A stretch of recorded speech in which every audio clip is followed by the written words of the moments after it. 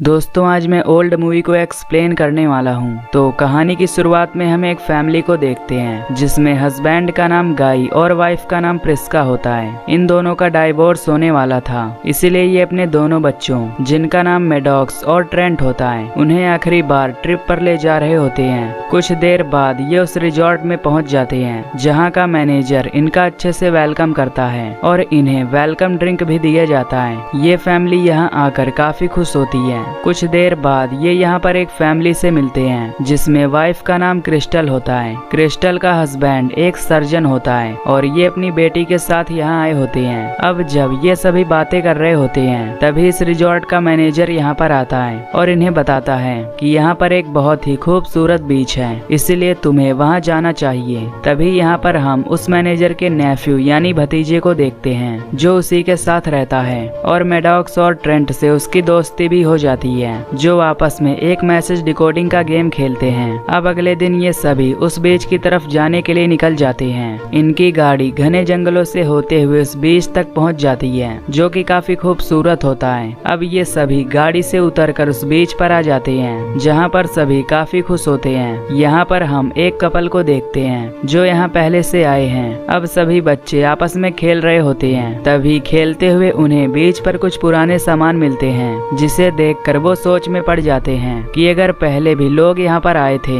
तो वो इन्हें लेकर क्यों नहीं गए। तभी गाय और प्रिस्का का छोटा बेटा ट्रेंट समुद्र में नहाने के लिए चला जाता है। तभी उसके पास एक डेड बॉडी आ जाती है जिसे देखकर वो डर जाता है और अपनी मॉम के पास आकर उन्हें बताता है। फिर सभी लोग उस लाश के पास जाते हैं और उसे पानी से बाहर निकालते हैं। तभी वहाँ पर एक ब्लैक लड़का आता है जो उस लड़की को देखकर कहता है कि ये तो उसकी गर्लफ्रेंड है जो पानी में स्विमिंग करने गई थी और वो काफी देर से उसी को ढूंढ रहा था। तभी उसकी नाक से खून निकलने लगता है जिससे इन्हें शक होता है कि शायद उसने ही उस लड़की को मारा हो और लड़की ने बचाव में उस पर हमला किया हो। लेकिन वो ब्लैक लड़का उन्हें यकीन दिलाने की कोशिश करता है कि उसने ये नहीं किया है। तभी यहाँ पर सर्जन की वाइफ आती है और कहती है कि उसकी मॉम को कुछ हो गया है। सभी वहाँ पर जाते हैं पर तब तक उनकी मौत हो जाती है और हैरानी की बात ये थी कि अचानक से उनकी उम्र बढ़ गई थी जिससे उनकी मौत हो गई। तभी वो ब्लैक लड़का यहाँ से भागने की कोशिश करता है पर तभी सर्जन उसे देख लेता है और उसका पीछा करने लगता है।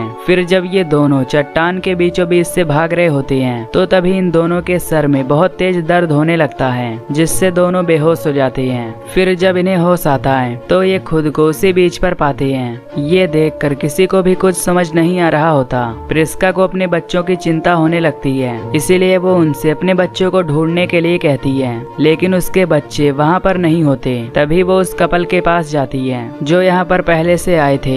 यहाँ वो दो बड़े यंग बच्चों से बात कर रहे होते हैं। जब प्रिस्का उनसे अपने बच्चों के बारे में पूछती है तो वो कहते हैं कि हम तुम्हारे बच्चों से ही बात कर रहे हैं। तभी प्रिस्का देखती है कि अब उनकी उम्र भी बढ़ चुकी होती है। वो लोग 6 और 13 साल के थे पर अब वो लोग 10 और 18 साल के हो गए थे, जिसे देखकर वो हैरान हो जाती है। तभी वहाँ पर गाय भी आ जाता है और दोनों उन्हें देखकर हैरान हो जाती हैं। उन्हें कुछ समझ नहीं आता कि आखिर ये सब हो क्या रहा है, क्योंकि जो भी वहाँ से निकलने की कोशिश करता वो बेहोश होकर दोबारा से उसी बीच पर आ जाता था। यहाँ पर बच्चों की उम्र काफी तेजी से बढ़ रही होती है। सर्जन की बेटी भी अब जवान हो चुकी होती है। अब कुछ देर बाद इन्हें पता चलता है कि इस बीच पर समय काफी तेजी से बीत रहा है जिससे लोगों की उम्र बढ़ रही है। सर्जन को यहाँ पर उस ब्लैक आदमी पर ही शक होता है। तभी वो उसके चेहरे पर अटैक करता है जिससे उसके चेहरे से खून निकलने लगता है। लेकिन तभी वो उस घाव पर अपना हाथ लगाता है और उसका घाव ठीक हो जाता है, क्योंकि समय के तेज चलने से उसका घाव ठीक हो गया होता है। वो उन्हें फिर से यकीन दिलाने की कोशिश करता है कि वो यहाँ अपनी गर्लफ्रेंड के साथ घूमने आया था।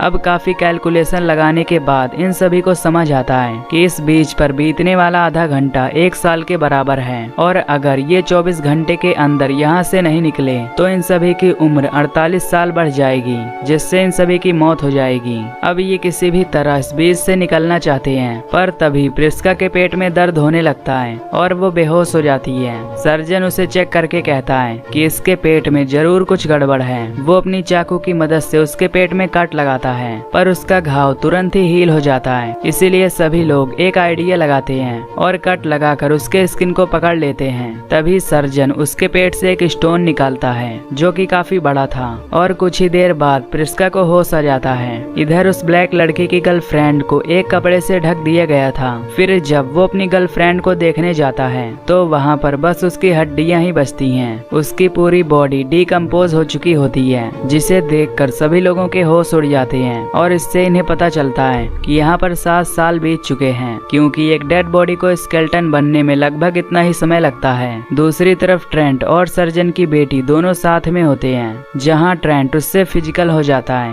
और उसे प्रेग्नेंट कर देता है। तभी उनके फैमिली वाले उन्हें देखकर काफी हैरान हो जाते हैं, जिसे देखकर ट्रेंट को कुछ भी समझ नहीं आता कि आखिर ये सब कैसे हो गया। तभी कुछ देर बाद सर्जन की बेटी एक बच्चे को जन्म देती है, पर वो बच्चा मरा हुआ होता है। ये देखकर ट्रेंट काफी दुखी होता है। इधर वो ब्लैक लड़का जब दूसरी तरफ बैठा होता है तो सर्जन उसके पास जाकर उसे मार डालता है, क्योंकि उसे उस पर शक था। सभी लोग काफी हैरान होते हैं और इस जगह से बाहर निकलना चाहते हैं, पर वो इस जगह से जा भी नहीं सकते थे। तभी अचानक सर्जन की बेटी को एक आइडिया आता है और वो पहाड़ के ऊपर से चढ़कर इस जगह से निकलने का सोचती है। लेकिन जैसे ही वो ऊंचाई पर जाती है तो उसके सर में दर्द होने लगता है, जिससे वो पहाड़ से नीचे गिर जाती है और उसकी वहीं पर मौत हो जाती है। जैसे जैसे यहाँ पर वक्त बीतने लगता है, सभी की उम्र तेजी से बढ़ने लगती है और सर्जन की वाइफ क्रिस्टल की भी सारी ब्यूटी ढल जाती है। अब कुछ देर बाद रात हो जाती है,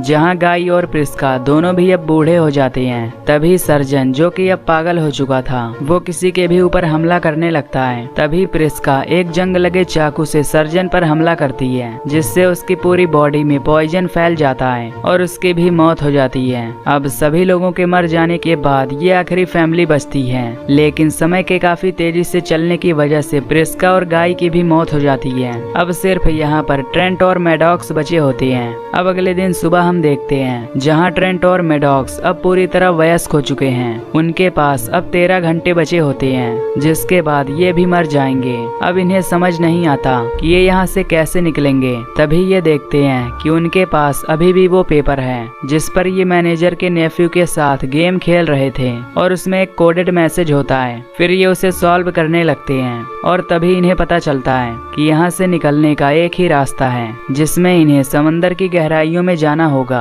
और वहाँ से ये निकल सकते हैं। जिसके बाद ये दोनों भाई बहन समुद्र के अंदर जाते हैं और किसी जगह पर जाकर निकलने की कोशिश करते हैं। लेकिन तभी मैडॉक्स का कपड़ा एक पौधे में अटक जाता है और ये दोनों उस पानी से बाहर नहीं निकल पाते। तभी दूसरी साइड हम एक आदमी को देखते हैं, जो दूरबीन से इन्हें देख रहा होता है। दरअसल ये वही बस ड्राइवर होता है, जो किसी को कॉल करके कहता है कि आखिरी में ये 2 लोग बचे थे, जो कि अब मर गए हैं। फिर वो बस में बैठकर वापस से रिजॉर्ट में आ जाता है, जहाँ पर एक बहुत बड़ी लैब होती है। वो रिजॉर्ट के मैनेजर को बताता है कि सब मारे जा चुके हैं। दरअसल यहाँ पर मेडिकल का एक बहुत बड़ा एक्सपेरिमेंट टेस्ट चल रहा होता है। जब सभी गेस्ट पहली बार इस रिजॉर्ट में आए थे तो उन्हें एक वेलकम ड्रिंक दिया गया था और उस ड्रिंक में ही वो मेडिकेशन थी और लोगों की जो उम्र बढ़ रही थी या उनके घाव जो अपने आप ही भर रहे थे, उसका उस बीच से कोई लेना देना नहीं था, बल्कि वो सब उसी मेडिकेशन से हो रहा था। और जब इन्हें पता चलता है कि वो आखिरी फैमिली भी खत्म हो चुकी है, तो ये नए लोगों पर दोबारा से उस दवा का एक्सपेरिमेंट करने वाले होते हैं। तभी यहाँ पर कुछ और गेस्ट आते हैं। ये देखकर वेट्रेस उन्हें वही वेलकम ड्रिंक देने जाती है, पर तभी उससे कोई टकरा जाता है, जिससे वो ड्रिंक गिर जाती है। और ये मैडॉक्स और ट्रेंट ही होते हैं, जिनकी उम्र काफी बढ़ चुकी होती है।